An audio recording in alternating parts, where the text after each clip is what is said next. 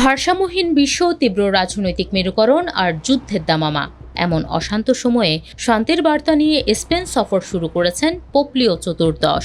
মেয়াদের প্রথম বড় ইউরোপীয় সফরে এসে মাদ্রিদের রয়্যাল প্যালেসের রাজা ফিলিপ ষষ্ঠ এর সামনে স্পষ্ট ভাষায় বললেন, পুরো বিশ্ব এখন শান্তির জন্য চিৎকার করছে। তীব্র রাজনৈতিক বিভেদে জর্জরিত স্পেনে পোপের এই সফর বিশ্বকে কী বার্তা দেয়?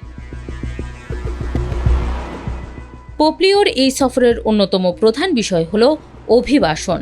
মার্কিন প্রেসিডেন্ট ডোনাল্ড ট্রাম্পের অভিবাসন নীতির কড়া সমালোচক এই পোপ এর আগেও যুক্তরাষ্ট্রের অভিবাসীদের প্রতি আচরণকে অমানবিক বলে আখ্যা দিয়েছিলেন। অন্যদিকে স্পেনের বামপন্থী প্রধানমন্ত্রী পেদ্রো সানচেজও অভিবাসীদের স্বাগত জানানোর নীতিতে বিশ্বাসী। সানচেজ মনে করেন, যেখানে কেউ কেউ যুদ্ধ ছড়ায়, পোপ লিও সেখানে শান্তির বীজ বোনেন। এই সফরের অংশ হিসেবে পোপ যাবেন ক্যানারি দ্বীপপুঞ্জে, যা বর্তমানে আফ্রিকান অভিবাসীদের ইউরোপে প্রবেশের প্রধান রুট। সেখানে তিনি যেমন অভিবাসীদের পাশে দাঁড়াবেন, তেমনি সমুদ্রের বিপজ্জনক যাত্রায় প্রাণ হারানো মানুষদের প্রতি শ্রদ্ধা জানাবেন।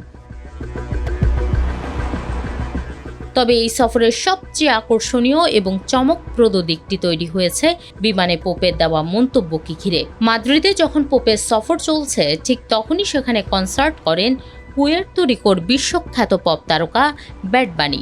তরুণদের উপর কার প্রভাব বেশি, ব্যাড বানি নাকি পোপ? সাংবাদিকদের এমন প্রশ্নের জবাবে পোপ কিছুটা রসিকতা করেই বলেন, তরুণদের জিজ্ঞেস করলে অনেকেই হয়তো ব্যাড বানিকে দেখতে যাবে, কিন্তু আমার বিশ্বাস পোপকে দেখার জন্য কিছু মানুষ থাকবে, আর সেটাই বড় কথা। মাদ্রিদের আর্চবিশপ তো আভাসই দিয়েছেন, ব্যাড বানি আর পোপের মধ্যে একটি সাক্ষাৎ হতে পারে, কারণ এই পপ তারকাও মার্কিন অভিবাসন সংস্থা আইসের তীব্র সমালোচক।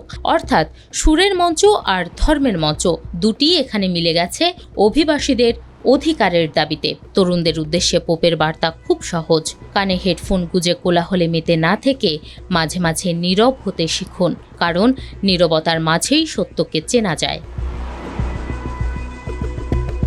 পোপের এই সফর স্পেনের অভ্যন্তরীণ রাজনীতির জন্য বেশ জটিল। প্রধানমন্ত্রী সানচেজ যেখানে পোপের পাশে দাঁড়িয়ে নিজের রাজনৈতিক ফায়দা তুলতে চাইছেন, ঠিক তখনই স্পেনের চার্চের একটি অন্ধকার অতীত সামনে চলে এসেছে।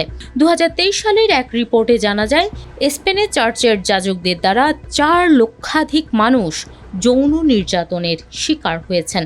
পোপ লিও নিজেই একে একটি খোলা ক্ষত বলে স্বীকার করেছেন এবং এই সফরে তিনি নির্যাতনের শিকার হওয়া মানুষদের সঙ্গেও দেখা করবেন।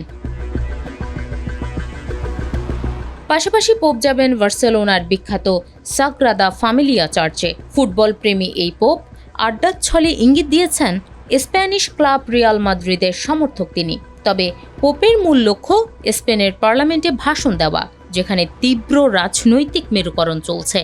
স্প্যানিশ ভাষায় দক্ষ পোপ লিও তাই সবাইকে অনুরোধ করেছেন, ইতিহাসের বিভেদ সৃষ্টিকারী গল্পগুলো পাশে সরিয়ে রেখে জটিল বাস্তবতাকে সহজভাবে বুঝতে।